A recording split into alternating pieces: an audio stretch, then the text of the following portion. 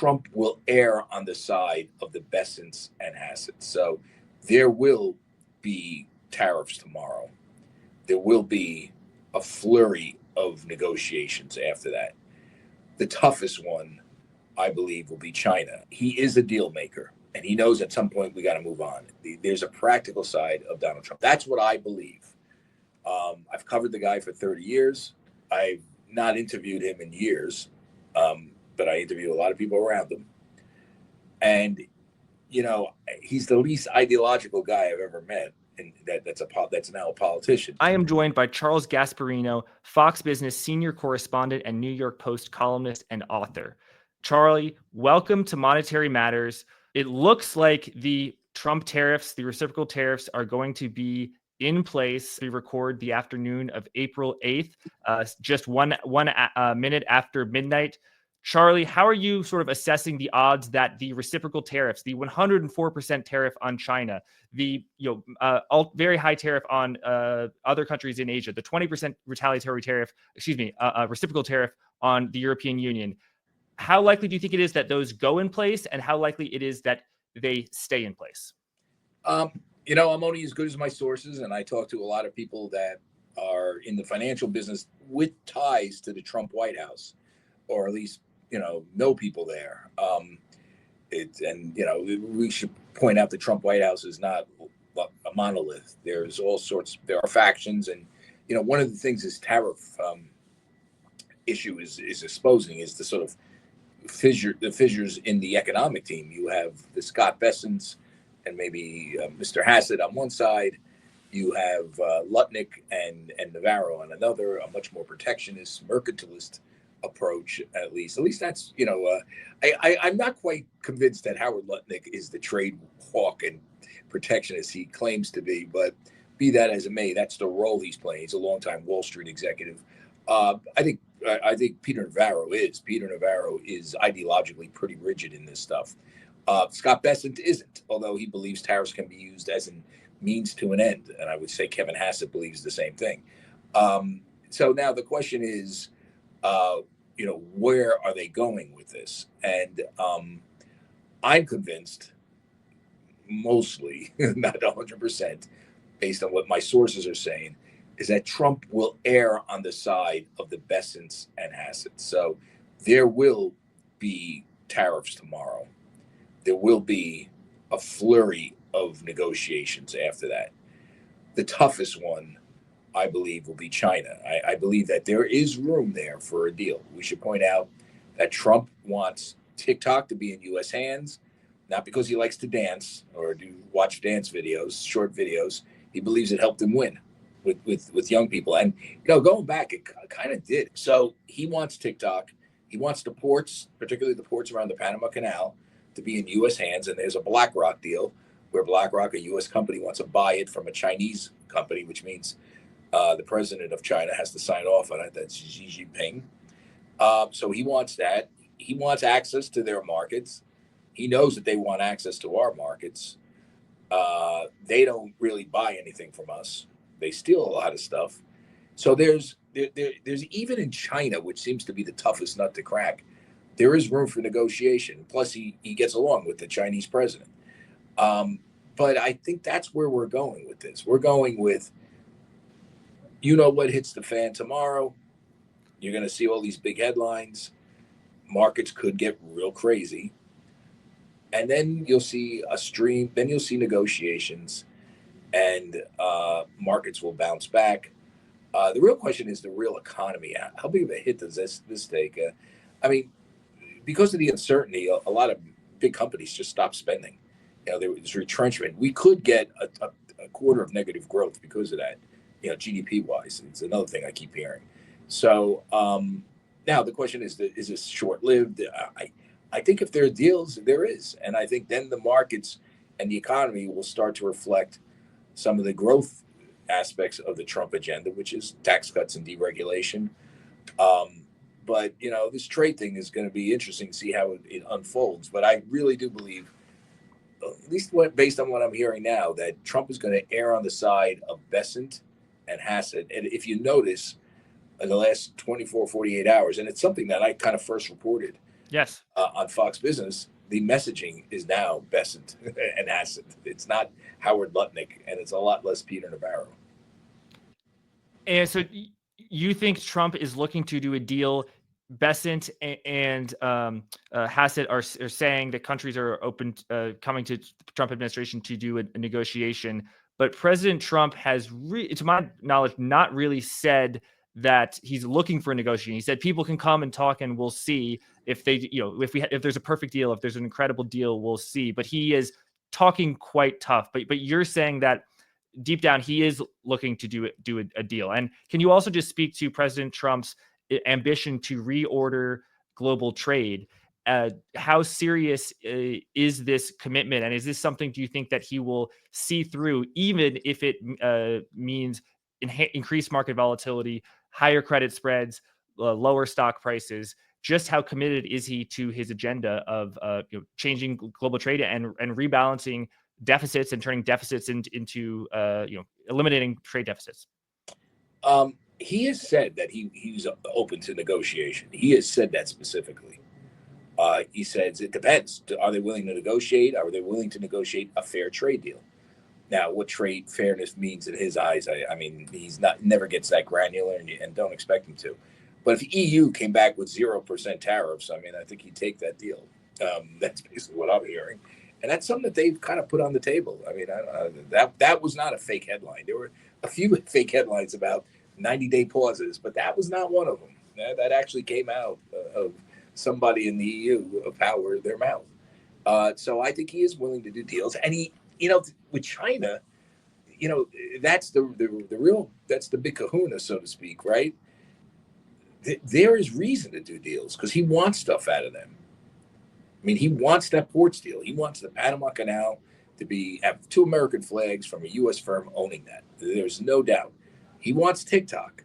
He wants some access to the Chinese markets.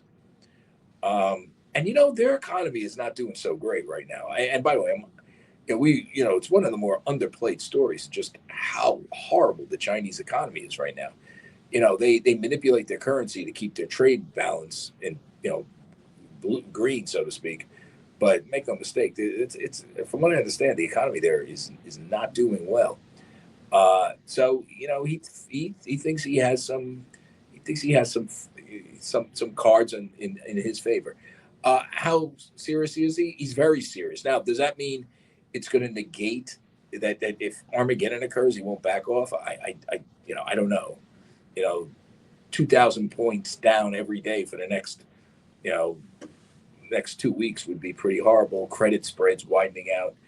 Although I will tell you this, I don't hear the sort of panic from market people that I'm hearing from journalists. I mean, maybe, check me if I'm wrong here, but everybody's telling me, friends of mine that run major firms, market making firms, are telling me stuff is orderly. There is retail buying on the dip of certain names like NVIDIA and stuff like that. This is not an Armageddon 87 like crash or a crash that I covered specifically in 2008. I was in journalism school in 1987. I remember when it happened, and I remember the pictures on the floor of the stock exchange. We're not into that mode of panic selling where the markets are jamming up. And as far as credit spreads, they might be widening, but they're not like insane. And I don't think the financial system right now is shutting down by any stretch of the imagination. I think that, so that's interesting. You're hearing that from market people. I think that I agree with you that the retail is buying the dip, and I'm also hearing that it is orderly. You're not really seeing very disjointed markets. Treasury Secretary Scott Bessent said that about the sell-off on Friday. I will note that yesterday on Monday, you did have that very, very, very large surge of down 4% to up 2% in about 15 minutes. So markets are antsy, and you did have the VIX at 57 at the peak of a high today. So I think the record for the VIX is somewhere in the 80s. So it's not there yet. I don't think the VIX existed in 1987, but that was a 17% decline. That big swing you're talking about occurred off of a fake headline, right? Yes. A wrong headline where people thought, thank God, and you remember what happens now. If we want to talk about swings, a lot of this is algorithm based, write off headlines, sell signals go out, and the trades try to beat each other, and it's a race of computerized of technology essentially. So that sort of exaggerates the swings a lot. So remember, this is even in that type of environment, this is not a market that's jammed up right now. That you can't call your broker, you can't do something, that people can't get credit if they want it. And all that is there. And if the way it seems to me, if he does deals, this is going to be kind of it's not going to last forever, and markets will reflect whatever those deals. I mean, remember, the markets right now are just reflecting half of the deal, the tariff. They're not reflecting if each tariff becomes zero tariffs, and then that will be a different calculus, and you're gonna have to put that in and into your equation. I mean, I guess the calculus is how much does a tariff impact corporate earnings of the big companies, and so this tends to get like sort of exaggerated because we're inputting the bad news now. Listen, I'm usually a pessimist, so I've covered too many crashes, and but this one seems a little different in the sense that it's mainly about trade. This is Trump, and people, I don't think you can exaggerate the volatility of the market from the volatility of the man, so to speak. Trump does instill a certain fear into traders and into markets that like Obama never did, and Joe Biden never did, even though their policies could be horrible. There's something about him, he's actually a guy who does what he says he's going to do. I don't understand why people were so flat-footed on this. I mean, the easiest trade to know would be that he's going to remark trade, right? He remake trade. He said it. Mm-hmm. Said it 100 times. I mean, I remember people were telling me, "Oh, everything is hunky-dory in January," and I was like, he's going to do this tariff thing. Is he putting that off? Is it, is it after the tax cuts? Well, if it's before, then we're going to get this. So, you kind of had to expect this because of the uncertainty. But like I said, there could be a very positive outcome here. It's not. I was just amazed that Sunday night, I was getting reports from my competitors how they thought this was 1987 all over again, and which I know a lot about the 87 crash, and this was nothing like that. The economic fundamentals are different. The structure of the market is a lot different. This is not 2008. We don't have a banking crisis where every bank was loaded up with, had on their balance sheets investments that were being marked down from 1 to 50 cents to 30 cents to 20 cents, which is what really made the banking crisis the banking crisis. So this is not that. I'm not saying it's nothing. It's obviously something. Obviously, if we go full on protectionist, the markets are going to adjust wickedly, rapidly down, and before who knows? I mean, because that is just, that doesn't seem feasible. Now, if we go and that, I think that's the problem with the White House. Some of the messaging was full on protectionism. It seemed like that's what Howard Lutnick was saying. How he became such a protectionist is beyond me. I mean, the guy made his mark running a mid-sized brokerage firm that did business, and of course he was known for what he did, what happened after 9/11. He lost much of his firm and built it back. I'm not saying he's a stupid guy. He's a smart, relentless, resourceful guy personally.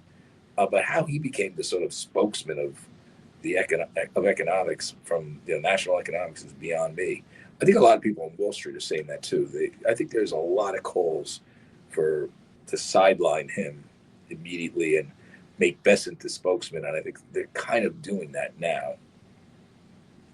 Charlie, yesterday afternoon, you tweeted, "Breaking: markets are improving on less Lutnick and more Bessent. Expect more of it. Story developing." And later we learned that Scott Bessent went down to Mar-a-Lago and I'm just speculating here. Perhaps told President Trump the markets are crashing and we should do something. Just tell us a little bit about that story. Obviously, I'm not expecting you to reveal your sourcing, but what made you say that? What were you hearing, and what are you hearing now about is Treasury Secretary Bessent going to be in the driver's seat and the more moderate wing rather than the protectionist wing is going to be driving the bus, so to speak? Right. So I always caveat everything I said that you never know, it could change on a dime, because that's Donald Trump. You know, I don't know what's going through his head. I do know that those initial reports, there was some report, I think it was on the MSNBC, that he was looking for a way out. I knew that was bullshit from day one, from the minute it came out. I don't know who else said that. Must have been smoking some of the good stuff, maybe. But that's a joke. Okay, I don't know if there's whoever did it is smoking. Definitely poorly sourced. Right, Bessent is not looking to leave. Howard Lutnick is an aggressive infighter. I'm pretty sure he would love to run national economic policy. And I'm pretty sure that someone made the determination, maybe it was Susie Wiles, maybe it was Trump himself, maybe it was JD, maybe Vance, maybe it was a few people, that, whatever Howard's doing is not working in messaging. And, the way you and if we can get trade deals out of this, it's all the better, because we can bring jobs back home. We can have our cake and eat it too, And I think, and I think people wanted Bessent to, most people on the street wanted Bessent to provide that messaging. And if you notice, he was on Tucker Carlson just as he was supposed to be looking for a way out. He was on the Tucker Carlson podcast.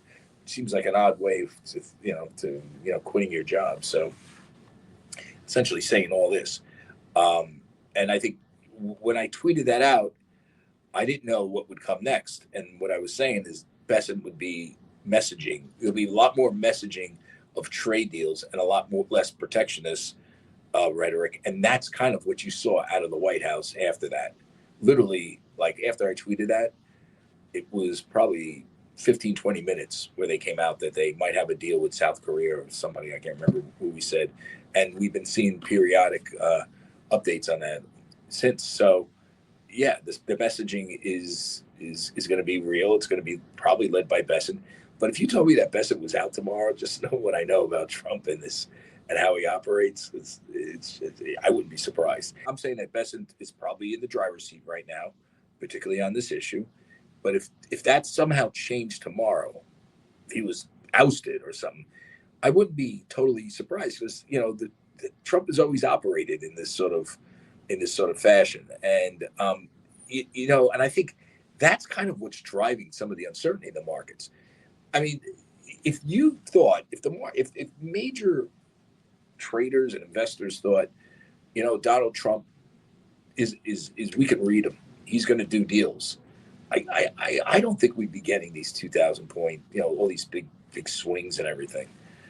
He's volatile and he's unpredictable, and that's being reflected in some of the trading right now, from what I understand.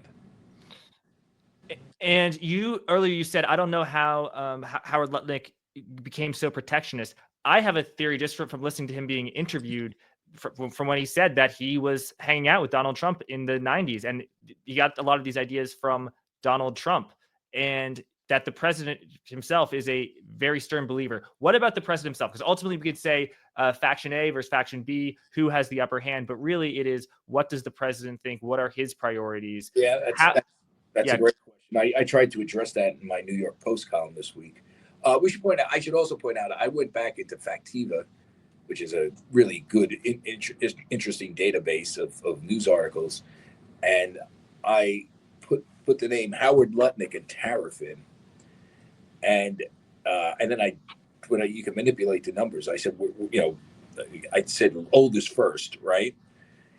You wouldn't believe like how little came up in recent memory.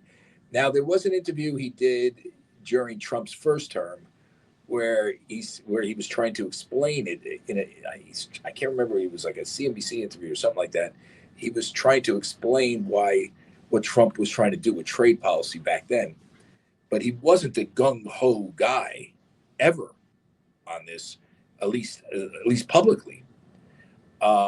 So he may have become like a convert by sitting more with Trump over the years. But I mean, do it yourself. I did not see lots of evidence of him being, pounding the table for tariffs. Now, Peter Navarro, wrote books. He's an academic on this. You can trace his sort of transformation um, on tariffs and on protectionism from an economic standpoint. He's a PhD in economics. I mean, it's there. There's a record, but I didn't find that with Lutnick. As far as Trump is concerned, from what I understand, he's known for as the guy that likes to do deals, but I do hear that he's over the years become much more rigidly protectionist in the sense that he really does believe that this country's gotten ripped off on trade. And by the way, not totally wrong, as you know, that is easy to document. He really believes that we cut bad deals, again, not totally wrong, and he really wants to end it. And he thinks that tariffs can be a tool, not just to straighten out the trade imbalance or create fair trade. He really believes it can be a tool, sort of globally, it's sort of in a sort of broader way. Like he can achieve more broad economic desires. He can achieve like desires when it comes to negotiations between countries, our country and another country, on all sorts of matters through tariffs. He thinks it's an effective tool to re-establish U.S. dominance on a geopolitical standpoint. And I've heard that from people that know him. He really does believe that. So, I guess if the markets hate tariffs and get jittery over them, it's going to be a lot of market jitters over the next 3 years. And so he's a strong believer in tariffs as a geopolitical tool, but that kind of implies it's a negotiating tool and that you put a very high level and then they're lowered. So, okay, 104% tariffs on China, but then once they do a TikTok deal, you take it down to 30%. Once they do a Panama Canal deal, they do to 10% deal and do various bilateral trade deals. Okay, down to 10%. That is one version of President Trump. There's also the version of President Trump that just fundamentally believes in tariffs as a way to have them high and keep them high in order to build in America, as well as a way to generate revenue. Can you talk about that tension between using it as a geopolitical tool, as a negotiating tool, basically, where you put them very, very high and then you lower them, use that as kind of a carrot, or is it a stick to kind of punish companies who build in foreign nations, and also a way to generate revenue for the United States? Okay, I can only tell you what I think based on what I hear. What I think is that he does believe in them. He does believe we need to bring jobs back here. He is a deal maker, and he knows at some point we got to move on. There's a practical side of Donald Trump. That's what I believe. I've covered the guy for 30 years. I've not interviewed him in years, but I interview a lot of people around him. And he's the least ideological guy I've ever met, and that's now a politician. That said, there is a theory among a lot of people that know him says he really does believe that these tariffs can work miracles or semi-miracles. So I can only say this is what I think. I think he's going to cut deals because I think that deal maker thing is much more prevalent in his brain cells after years and years of utilizing it in various forms than the ideological part here. I really do, and I do think if he was totally ideologically opposed to doing deals, he would have said it. He would have said, "Listen, forget about these deals. This is it. We don't want to deal with these countries. We want to bring all the manufacturing home, and that's what I'm doing right now." Probably would have said it. But time will tell. I think we'll see. Let's see the first big deal. Bessent says they keep touting. The White House keeps touting that they got people lined up. Well, they're touting it for a reason, right? So I think they want to do deals, and I think he'll use tariffs as a weapon. That doesn't mean he's going to use it and keep it there, and think that he's going to be rebuilding the industrial Midwest like back to the 1960s. I that's what I think. Okay, I'm not in his brain cell. I'm not having dinner with him at Mar-a-Lago. Although the people that are kind of close, like there are people that talk to him all the time in the news business.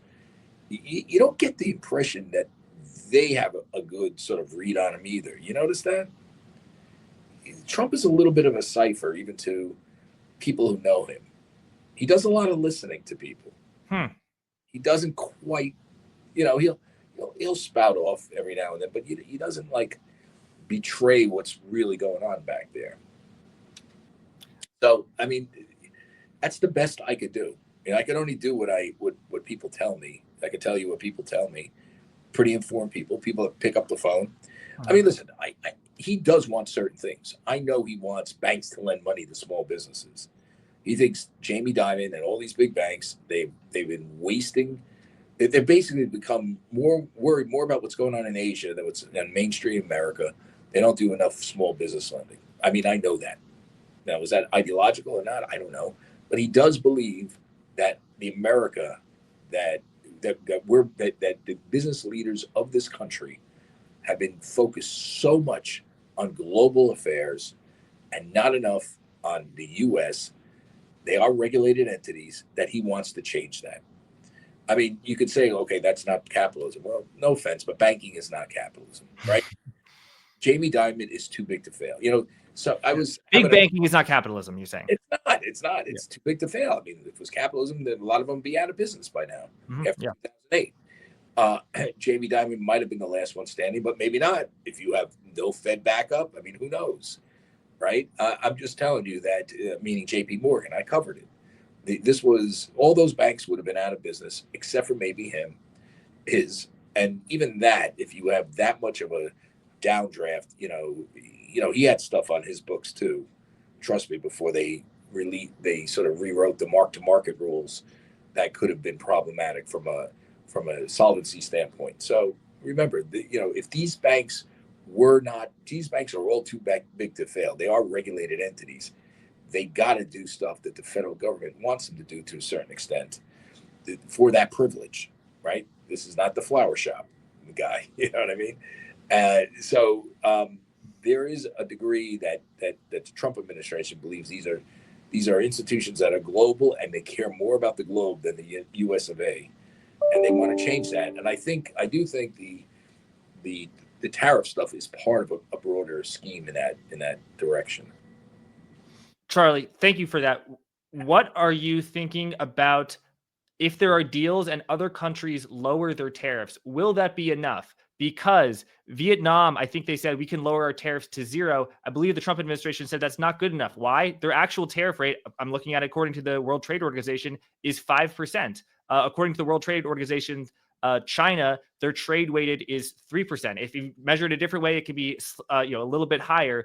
But this mean that the rest of the country, the rest of the world tariffs the United States at 40%, and the U.S. tariffs them at 2.5%.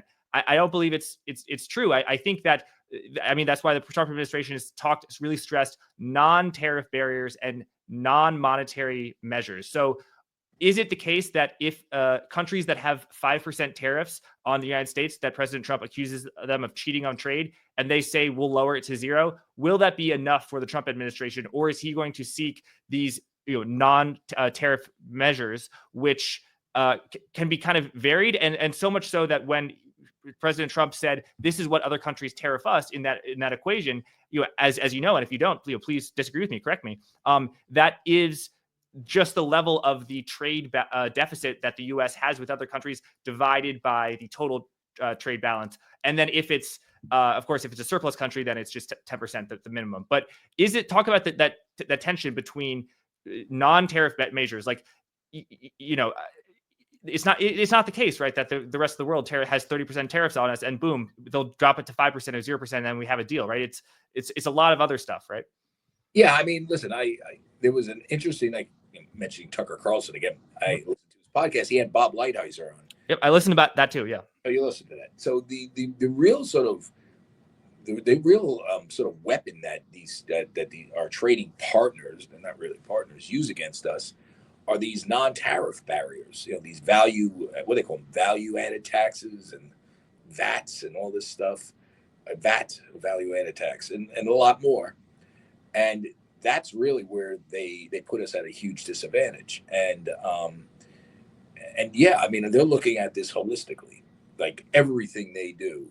If Vietnam might have 0% tariffs, but if they're squeezing us on value-added taxes and this and that, well, what's the difference, right? It's not a tariff; it's something else. It's a tax, tariff or taxes. I mean, it's the same thing. So they're looking at this broadly, and that's where this gets interesting. Um, you know, the real question for me is, what do they consider fair? And we don't have a good reading on that right now, because if you know what they consider fair, then you could see sort of the end of the tunnel, right? EU takes down its tariffs to zero. Maybe they want to do that because they get all they the way they favor their in-house product is through VAT. I don't know. I don't have that level of I don't. We've not. It's actually something I'm going to start reporting on now. But you see what I'm saying? I mean, and Lighthizer made the point in the Tucker interview that that's where they get a lot, and that's where they get a lot of their they put us at a huge disadvantage. But our weapon against that would be the tariff, not to just value-added tax them. Would be the tariff.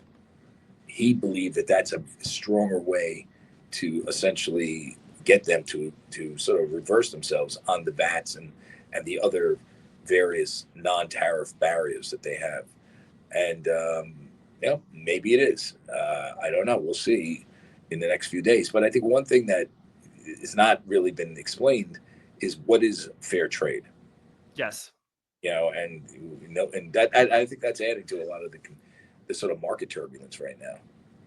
Now you hear deals coming, but maybe it's not because they do this, and I mean, it's listen. If you can make a really good case that he probably should have done, and this is me speaking, but a lot of people, smart people I know in the markets, should have done deregulation, Doge, tax cuts, and then went into this thing in a little more systemic way, right?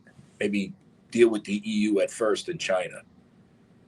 Deal with China first, then the EU, whatever. I mean, and start cutting deals that way, one by one. But he didn't do that, and because that's him. And by the way, he's the one who got elected on this, not me. Right, and there is a timing issue, because if there are high tariffs and we're going to build in America, that takes time.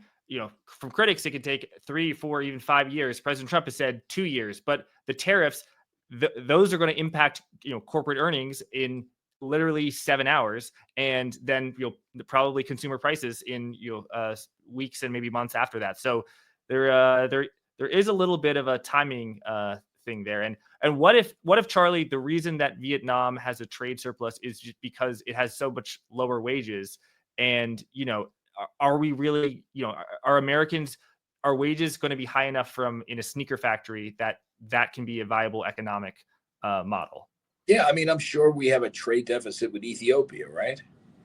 They produce good coffee, and we buy a lot of their coffee, right? That doesn't mean that they're killing us, right?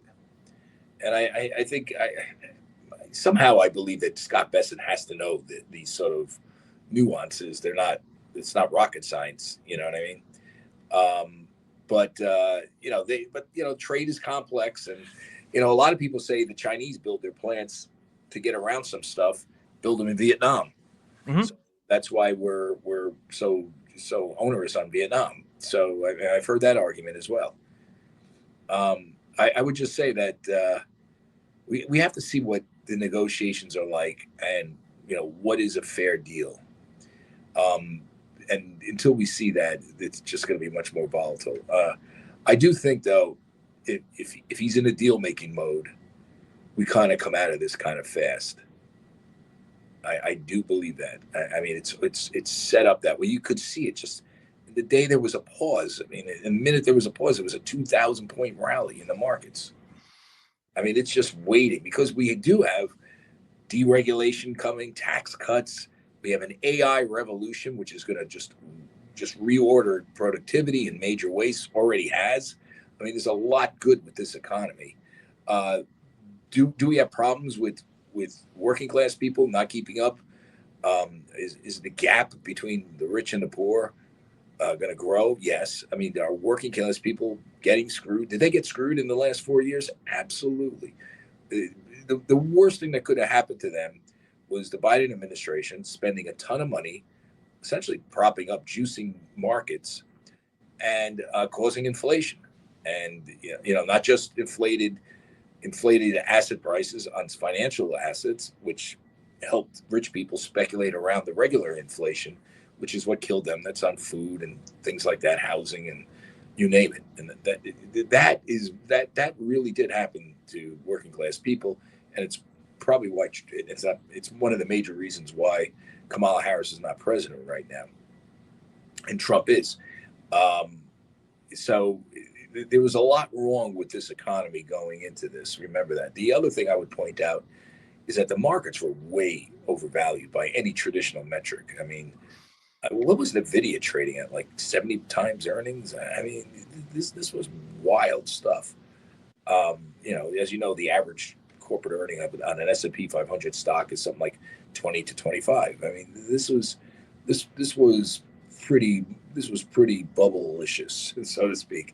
So the markets tend to look for catalysts to change the herd mentality, and trade was a good catalyst to do it. And by the way, I'm not saying it's a wrong catalyst. I'm just saying there is going to be a recalibration if there is these trade sanctions on corporate earnings. It's going to impact. Now, there's going to be another impact if you do deals, and that has yet to be inputted into the models. And earlier you talked about the working class, and as everyone knows, in the election, Trump had victories in demographics in the working class that he didn't have last time, and he many Republicans have not had. Talk about the transformation of the Republican Party, really the Trump voting base. Are they that concerned about a stock market crash? Maybe the Republican coalition of 20 years ago might have been severely deterred by stock markets falling a lot, but is it different? And also talk about the tensions within the Republican Party between the people who basically have the same views that George W. Bush had about trade, and the real MAGA coalition, who are the new protectionists, who their views specifically on trade might look a lot more like the Democrats 20 or 30 years ago, or a Bernie Sanders. Yeah, it's a great question. So a little background on me. My dad was a iron worker and a bartender and drove a cab. I grew up in Westchester County, very middle class, 1,000-foot house. My father plunked down 20%. He bought it in 1970 for like $16,000. Saved up and put down the 20%, and it's a house we lived in until he got sick and died, and we moved that into an apartment. But that I come from this blue collar background, and traditionally Democrats. My dad was a Reagan Democrat, so to speak, and that Reagan Democrat sort of lineage is kind of what propelled the MAGA movement. It was often shunned by party elites over the years, and I'm someone who grew up reading William F. Buckley. Just so you know, I know a lot about the conservative movement. I've studied it, I've reported on it, and I've been involved in it, so to speak, like knowing exactly where this has gone. And the conservative movement, as envisioned by people like Buckley and Ronald Reagan as well, was a sort of big tent where there was something known as movement conservatism that was one part of the tent. Those are the real ideologues who kind of believed in free trade and low taxes. There were the Reagan Democrats that were less animated by that, but more on cultural issues. My old man saw you burning a flag. God help. And then there were the neocons who were sort of obsessed with globalism and global matters, and expanding America's might overseas in foreign wars to project our might overseas, to establish a new world order, as H.W. Bush put it. That coalition began to crack, I think, during the Obama years in particular. I mean, it just was not workable. It basically ignored the fact that the sort of vast changes that, quote unquote, free trade occurs, and it wasn't really free either. It was, we were the ones being, free trading with the rest of the world that wasn't. That had an impact on middle America, on working class America. I remember when the GM plant in Tarrytown closed down. I had two friends that worked there, and it wasn't too long where they were both drinking, like, heavily. It hurt families, and so this was forgotten by the Republican Party. So they ignored that wing of the party, and that wing of the party voted for Obama in many ways. Those Reagan Democrats, a lot of them voted for Obama. Trump came in and filled that void, and doing so, picked up others. Picked up Democrats that were tired of the sort of cultural, progressivism that involves DEI and ESG and all this crazy stuff. Having Trans Day of Visibility on Easter Sunday. I mean, who would have thought about that? And on top of that, he offered an economic renaissance. Trump did. And, that was able to unite, the Republican Party firmly, against Kamala Harris. I still think that if it was a different candidate, the Republican candidate probably would have beat Kamala Harris by a wider margin, just because Trump brought his own baggage with January 6th. But be that as it may, that's the coalition, and it's kind of back to that Reagan coalition, except for the movement conservatives aren't in the driver's seat. It's the MAGA conservatives, that old Reagan Democrat, that's in the driver's seat. And, that's what is animating this administration. And I don't think you can go back to the other way. It's never going to happen. This is what the Republican Party is. Trump is maybe an imperfect vessel on many issues because of his baggage and just the way he comports himself. But he did create this, and J.D. Vance is the natural successor to it, and pretty eloquent one too. When you hear him to speak, he's a smart guy. So I think that's where we are right now. With the Republican Party, it's so trade in the Republican Party isn't about like we need free trade, free markets. We need open borders. It's like free trade to them is like, okay, let's see the deal. Let's make sure we're not getting screwed, because we should be caring more about us than creating wealth around the globe. And I think that's kind of where all this globalism lost a beat or two. I mean, I sat through a lot of CEO meetings with people like Jamie Dimon and Larry Fink, you name it. I go to Davos. I was in Davos this year. There's a lot of talk about how do we get wealth, improve wealth around the world. There's not a lot of talk about how the small town in America that got screwed over because the factory closed over globalism. I think that Trump wants all that to change, and that's the way he's going to act on every issue. I think it's manifesting itself right now on tariffs, but it'll be throughout his presidency. And what's your current sense of many Republicans in terms of how much they are with it? You said MAGA is in the driver's seat. The free trade Republicans are in retreat. What's your sense on just general, voters' views? Have they changed really at all over the past week? Is it too soon to tell? And also Congress. Well, the polling shows that Trump, traditionally doesn't poll great. I mean, his approval ratings usually kind of lowers, but it hasn't really changed that much. I mean, it's not disastrous. I saw a few polls where they were way up. I saw a couple that he was down a little bit, but I don't think he's in the doghouse, so to speak. At least not yet. Where this would become interesting for him and maybe cause him to pause or do whatever is if there are massive layoffs. If you notice, we haven't heard anything about that really. No doubt that business investment has been curtailed significantly, but that was leading up to this. We haven't seen, layoffs. If there's an inflationary spike and layoffs, if there's stagflation because of this stuff, which a lot of people think could really happen, that might change his dynamic, his approach, I should say. But we haven't seen that yet. Now it's also too soon to see it, right? And so, Charlie, so you think Trump is looking for a deal? Any sense on what a more permanent, more lasting, lower tariff level would be? Okay, you go to 54% on China for the deal. They retaliate. You say 104%. These are super, super high numbers. But what would, have you heard any whispered numbers of what, once you have a deal, what those lower tariffs are going to be? The floor for the rest of the world is looking like it's going to be 10%. That has been in effect for a few days now. But what about on China, on the EU? Any idea what that might look like? I think the EU is the 10% number. If we get a deal. Mm-hmm. You remember we pay a lot for them too. We protect them, so to speak. And Trump looks at it like, why we protect you with no money?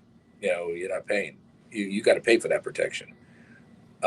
He's also looking at it like, Americans. I don't know, what do we get from it from France? Good cheese. I mean, I don't know what we really should. You know what I'm saying? They tap into our markets a lot. We should be able to tap into their markets.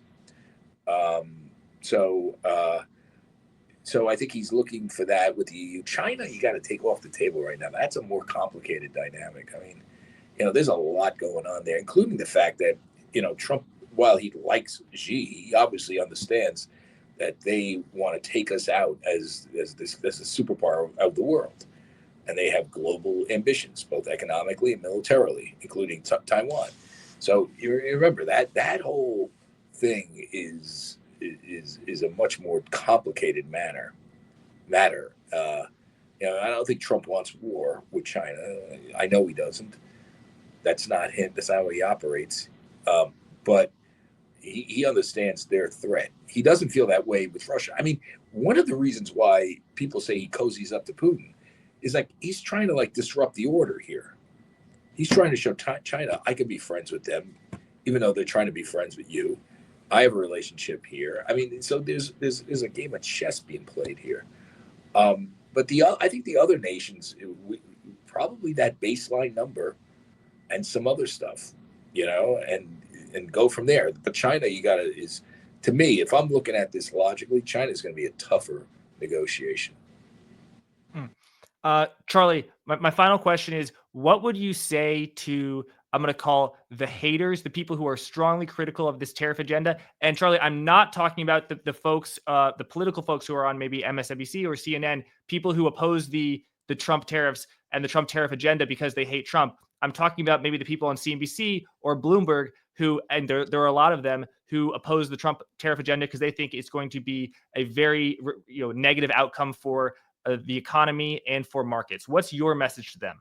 Well, it might be. Might be right. They also could be really wrong here. It depends on what Trump comes out. Is it the negotiator in chief, or is it a guy that's basically had his brains replaced by Peter Navarro and really believes that this stuff is going to change America for the better? If it's a negotiator in chief, I think there's a better than even chance this has a good outcome, and on a lot of levels. I mean, I don't think we should be allowing China to run roughshod on trade while they run roughshod and around the world, including militarily. You know what I'm saying? There's just no way they should be able to do that. I also would say the people at MSNBC and CNBC represent a very globalist viewpoint. You know what I'm saying? They believe trade. I mean, they're not looking at Middle America. They don't care about some factory worker somewhere. They're looking at markets, and trust me, they're all my friends. Dinner with them in the Upper East Side of New York all the time. You won't believe how little interaction they've ever had with a working class guy, except for maybe the cab driver that they tip or stiff on the tip. You know what I'm saying? I just know these people. So they're very sort of, and by the way, if you think about it, we've had over the last sort of 30 years, we've literally had a financialization of our economy, right? I mean, and by the way, I'm part of that, because that's So am I. Yeah. what I cover, right? Literally, our business is all about the biggest business in the world. This banking business is all about how to turn everything into a financial product. A loan, a fucking mortgage becomes securitized. That's the only way, theoretically, it can be made, right? You go down the line, everything has been financialized. There's some good out of that. There's a lot bad out of it. You know, what Trump is saying is, I want to redirect the economy to let's start building stuff. Let's not, when we need those masks like we needed during COVID. Let's not lose our minds because we can't produce them here. I think there's some of that, and some of that is right. But you're never going to convince the average reporter or guest on MSNBC, or excuse me, CNBC and Bloomberg, because they don't care about that. They care about, next quarterly earnings, the ability to trade around the world. They probably have businesses in China. All these banks want to do businesses in China. I mean, think about it. Of all the things, the most woke company in the world was Disney. They literally did a movie where they thanked the Chinese agency or ministry that was responsible. They made a movie about China. It was called Mulan or something like that. In the credits, they thanked the agency in China that helped persecute the Uyghur minority. I mean, think about that. Think about where your head's at to do something like that. Your head is purely up your globalist ass. Don't care about anything else. And I'm a globalist. I'm saying that.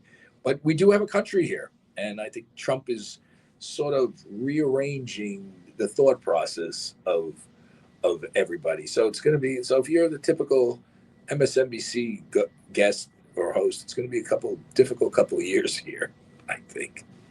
Yeah, definite difference between MSNBC and CNBC, of course, but I think you're right. Yeah, that they have an agenda. I mean, CNBC and Bloomberg are almost solely focused on the economy and markets. Charlie, I think implicit in what you said is that tariffs will in some way be good for America in reordering global trade and promoting manufacturing and generating revenue, but that they will be bad for financial markets. So it seems like on that point that you kind of agree with the people on Bloomberg and CNBC. Yeah, if that's what they're saying, I would say I don't like tariffs. I mean, I think nobody should have tariffs, right? We should all be dealing with each other freely. I mean, that's the perfect world, right? I think now they're a tool, and if Trump uses them as a tool, would be great. By the way, speaking about globalists, Mohammed El-Arian said the same thing. I was on Fox News yesterday with Martha McCallum, and he came before me, so I listened to him. I heard everything he said. It's basically what I'm saying. If this is a negotiating tool, it could be great. Could be better. Larry Fink told me exactly that. A BlackRock. Talk about a globalist. Told me exactly that. This could be really great if it's a negotiating tool. And I think I see signs that it is. All right. But I could be wrong. So don't hold me to it. All right. So you expect to see deals. You expect the further negotiations. But of course, who knows? With Donald Trump, who knows is writ large. Charlie, thanks so much for joining Monetary Matters. People can find you on Twitter at @Gasparino. You were the author of Go Woke, Go Broke, the inside story of the radicalization of corporate America. So folks, check that out. Thanks again. And thanks everyone for listening. My pleasure. Had a great time. Thank you. Thank you. Just close the door.